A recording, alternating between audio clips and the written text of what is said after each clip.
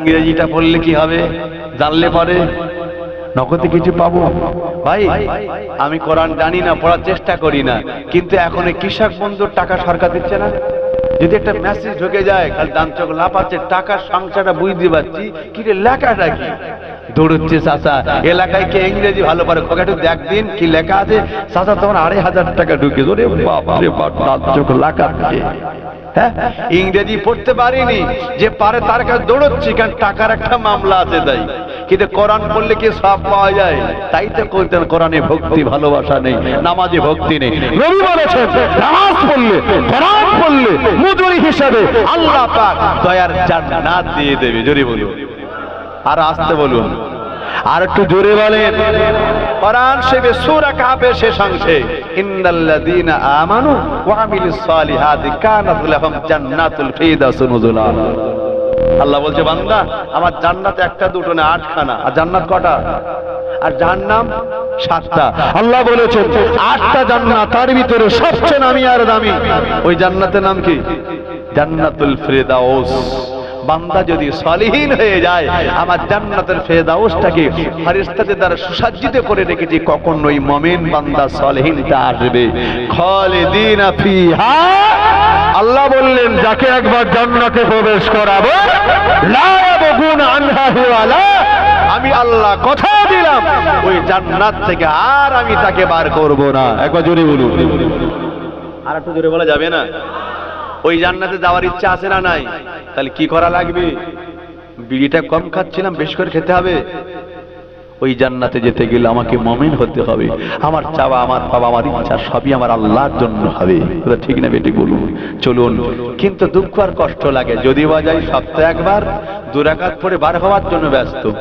ভাই জামাত যদি একটু বড় হয়, সে শেষে যদি কেউ বার হয়, কপালে বিপদ আসে না নাই? সে জুতো আর পায় ভালো জুতোটা, কি যে জ্বালা। এই জন্য জুতো এখন সব সাইড করে রাখে, কেউ আবার এ মাথায় একটা সে মাথায় একটা, লে কত খুঁজবি খোঁজ। ঠিক কিনা বলুন? জ্বালা চম্পটে কথা, ঠিক কিনা বলুন? মানে কি ভালো জুতো পরে মসজিদ যাওয়ার কল নেই, কি যে জ্বালা। আচ্ছা মসজিদে আসে কারা? হিন্দু লোক টোক আসে, মুসলমান। কিরাম মুসলমান ভালো জুতো দেখলে লোক সামলাতে পারে না। চাচা যদি একটু শেষে বার হয়ে যায়, চাচার কপালে বিপদ, খোকা আমার সেই জুতো কই? একদল ছেলেরা মিষ্টি মিঠাই নেওয়ার জন্য দাঁড়িয়ে থাকে না, এক হচ্ছে আমার জুতো। কেন চাচা? ওই সে এক জোড়া চামছাড়া দড়ি বাঁধা। আমার কেন?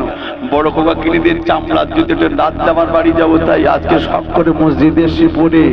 চাচা তোমার মাথা খারাপ না পেট খারাপ? ভালো জুতো বাড়ি রেখে ছেঁড়া জুতো পাই যে মসজিদে এসে ভালো খুঁজলে পাওয়া যায়? তো হতে পারে বাবা, ও দুটো পরে বাড়ি গিয়ে বিবির বলতে, হ্যাঁ গো আমার সে ভালো জুতো, কিন্তু পাইতে মসজিদে গেলে কারণ ছেলেরা বলতে ছেঁড়া জুতো। দেখো তুমি যেখানে রাখি আছে কিনা, গিয়ে দেখতে আর এক জোড়া চামছাড়া পড়ে আছে, মানে ও কত জমা হয়ে গেছে। কত ঠিক না ভুল বলে? আল্লাহু আকবার। আচ্ছা ন্যায় কারা? ফেরেশতা টেরেশতা আসে নাকি? আমি বলতে পারি ভুল করে হয়, ভুলেরও একটা সীমা আছে। একই সাইজ, একই নাম্বার, দেখতে একই, একটু 19-20 হয়। কোথায় সে আসমান আর জমিন ডিফারেন্স? কোথায় ছেঁড়া রেখে দিয়ে নতুন দূরে বাড়ি যাচ্ছে, এটা কি ভুল টুল বলবেন না বাদরাম? ইচ্ছা করে বা মসজিদ থেকে যদি কেউ জুতো ভালো দেখে সামলাতে না পারে, ওকে কোনো জায়গায় বাদ টাদ রেখেছে? আর ও কোনো জায়গায় বাদ রেখেছে? আর আল্লাহ এদেরকে হেদায়েত দান করুন। জীবনে কি করুন? ধৈর্যশীল হন। জীবনে কি করুন? ত্যাগী হন। ভোগী নয়, ত্যাগী হন। তাওয়াক্কালতু আলাল্লাহ, ভরসা কার প্রতি করা দরকার? জোরে বলুন। কিন্তু আমরা করি টরি 500 টাকা নিয়ে বাজারে গেছে, 450 শেষ আছে 50 টাকা, দেখতে খালি ছোঁচো করে কোথায় লোডার ডিট কাটতে দেয়। যদি একটু বেঁধে যায় কপালে 20,000 50,000, ওরে বাবা মনে মনে ঈদ মোবারক হচ্ছে, ওই টাকায় খায় দেয়, ওরে বিরাট ব্যাপার। আর বিপদ পড়লে আল্লাহর ডাকে, হারাম মাল খেয়ে লটারির টাকা টিকিট কাটতেছ কেন? দেখি একবার তকদিরে কি আছে। আচ্ছা তকদিরে আছে তা কে জানে? কে? যদি বলুন। আল্লাহ যখন পাঠিয়ে দিয়েছেন, বান্দার তকদিরটাকে লিখে তবে দুনিয়াতে পাঠিয়ে দিয়েছে। একবার জোরে বলুন সুবহানাল্লাহ। আরে ভাই দুনিয়াতে আমি কি খাবো সেটা আল্লাহ লিখে পাঠিয়েছে। আপনি দুনিয়াতে ইনকাম করছেন, কিন্তু মনে রাখুন দুনিয়াতে আসবার আগে আমি আর আপনি ছিলাম আলামী আরওয়া, যেটা ছিল রুহের জগৎ। ওই জায়গায় কে খাইয়েছে? কে খাইয়েছে? ইনকাম করেছি আমরা। তারপরে দুনিয়া আসবার জন্য কোন জায়গাটা ভেদ করতে হয়েছে? মায়ের পেট। ওই জায়গা কে খাইয়েছে? নওজওয়ান যুবকেরা শুনিরা বাচ্চারা, ও তোমরা তরুণীরা, মার পেটের ভিতরে পৃথিবী কোন ডাক্তারের ক্ষমতা হয় নাই, সায়েন্সের ক্ষমতা হয় নাই। যে মা আপনাকে পেটে ধরেছিল ওই মা রাতের বেলা খেয়ে দিয়ে শুয়ে পড়ল, কিন্তু ওই মার পেটে বাচ্চাটারে খাওয়ানোর দায়িত্বটা আমার আল্লাহ নিজে নিয়েছিলেন। একবার জোরে বলে, আর একটু জোরে বলে। ও তোমার যুবকেরা, মায়েরা অন্তঃসত্ত্বা হলো, মায়েদের পেটে আল্লাহ পাক বাচ্চা যখন পাঠিয়ে দেয় ওই মায়ের পিরিয়ডটা বন্ধ করে দেয়। আল্লাহ মা পিরিয়ডটা বন্ধ করে দেয়, কারণ কি জানেন? ওই বেলার খুনটা আল্লাহ বাচ্চা বাচ্চির জন্য আল্লাহ রুটির ব্যবস্থা করেছিলেন। একবার জোরে বলেন, আরো জোরে হবে না? মায়ের বাচ্চা, মা যখন গর্ভধারিণী হয়, অন্তঃসত্ত্বা প্রেগনেন্ট হয়ে যায়, মায়ের পেটে যে বাচ্চা এসে যায়, যখন মায়ের পিরিয়ডটাকে আল্লাহ বন্ধ করে দেয়, কিন্তু নাপাক ব্লাড খুনটা আল্লাহ জবান দিয়ে খাওয়াই নাই, আল্লাহ নাভিস্থানের সাথে মায়ের একটা সংযোগ করে দেয়, তার ভিতর আল্লাহ পাকস্থলীতে খাদ্য পৌঁছে দেয়। একবার জুড়ি বলুন, আল্লাহ কিন্তু জবান দিয়ে মায়ের পেটে খাওয়ায় না। কেন?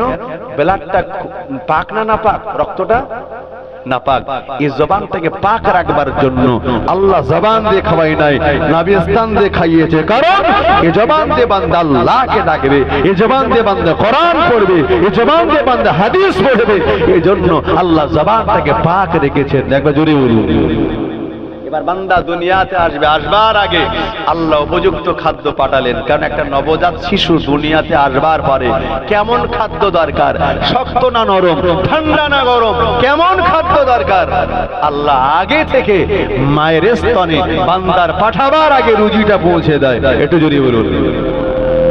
বান্দা সে আল্লাহর ইবাদত করে না, বান্দা সে আল্লাহকে ভুলে গেছে। দুনিয়াটাকে পেয়ে, টাকা পেয়ে, অর্থ পেয়ে, সময় সম্পত্তি পেয়ে, সুন্দরী বিবি পেয়ে সব ভুলে গেল। আল্লাহ পাক দিয়েছেন যেমন, কেড়েও নিতে পারে, পারে না? সব পারে। আল্লাহকে ভুলে যাবেন না। চিন্তা করুন, আপনি দুনিয়াতে আসবেন তার আগে উপযুক্ত খাদ্য পাঠিয়েছে, জবানটাকে মায়ের পেটে পাক রেখে দিয়েছে, জবানে আল্লাহকে ডাকবে। বান্দাকে আল্লাহ যখন জ্ঞান দিয়েছে, জানবার পরে বিড়িটা হারাম, মদটা হারাম, জি গাঁজাটা হারাম, জানবার পরে লটারির টাকাটা হারাম, সুদের টাকাটা হারাম, কোনে ফারাইজের টাকাটা মেরে দিল এটাও হারাম, জানবার পরে ওই জবানে হারাম মাল জোর করে খায়। জবান পাক আছে, আর পাক রেখেছে আল্লাহ পেটে, জবান আল্লাহ ডাকবে। তাই হালাল খাদ্য দুনিয়া পাঠিয়েছে মায়ের স্থানে, ওটা জবান দিয়ে খাওয়ার ব্যবস্থা করেছে। এবার জ্ঞান দিয়েছে বান্দাটা হালাল মাল খার, আল্লাহকে ডাক। জেনে শুনে বান্দা ওই জবানে হারাম মাল ঢেকে দিচ্ছে, আর বিপদে পড়লে আর আল্লাহ ডাকে। এমনি কি আর দোয়া কবুল হচ্ছে না? এই জবানে কিতনা হারাম মাল আমরা যে খাচ্ছি, যে নিমজনে তার কোন ঠিক ঠিকানা? নওজওয়ান যুবকেরা, ছেলেরা, বাচ্চারা, নবী উম্মত উম্মাতানিরা, বেলেগাছিলের জওয়ানেরা, ও নওজওয়ান যুবকেরা, ও উম্মত উম্মাতানিরা, সকাল হলে মানুষ দৌড়ায় কোন রাস্তায় গেলে দুটো পয়সা বেশি ইনকাম হবে, ওর হারাম হোক, টাকার দরকার নাই, টাকা লাগবে, হারাম হোক, টাকার দরকার নাই, আমার টাকার দরকার।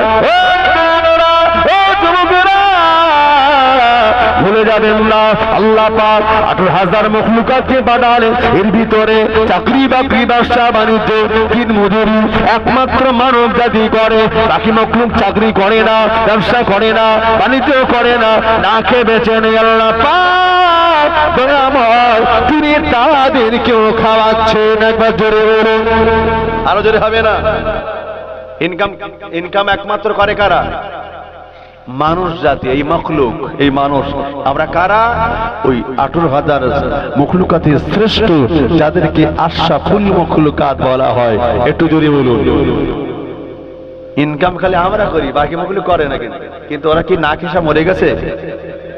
আল্লাহ সবাইকার খাওয়াচ্ছেন, কারণ আল্লাহু খায়রুর রাযিকিন। কোরআন শরীফে সূরা জুমআর শেষ নম্বর আয়াত, আল্লাহু খায়রুর রাযিকিন। আল্লাহ বলছে বান্দা রুজিরই মালিক হচ্ছে আমি আল্লাহ।